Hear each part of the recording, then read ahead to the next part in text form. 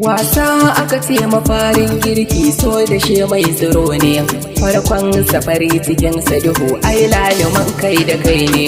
So ne aka ce makahon zuciya, taken marai ne, kofa ita ce asirin ɗaki, arziki shi haɓo ne.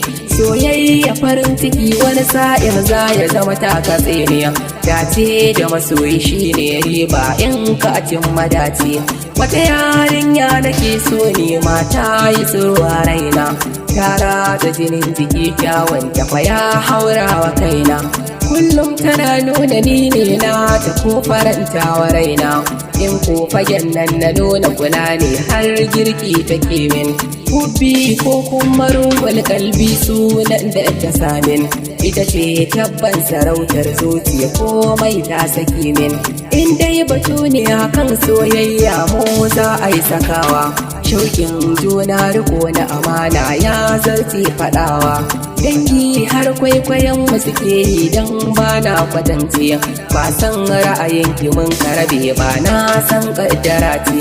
Abban ki a ra'ayinsa daban ne, shi wancan ya baki, ya ce ni ban da ko sisi gona me zanar rike ki. Kuka kullum ina yi kaddara ta nisan ta kawana, ra'ayi ɗaya zuciya ma daidai kin so sawa raina.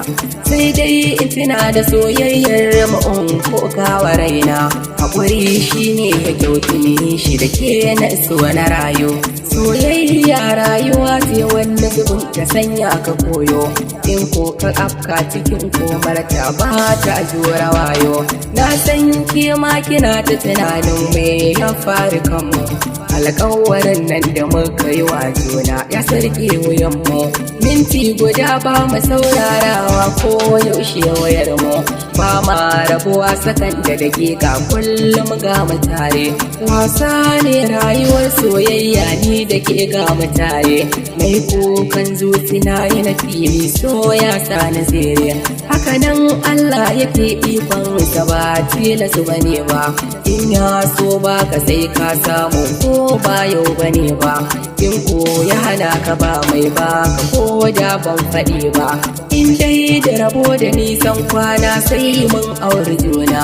Addu'a ita ce gautin hita ya sirri na raina, jikina ya yi nauyi zuciya na ta faman bugawa, mata ke ce kike da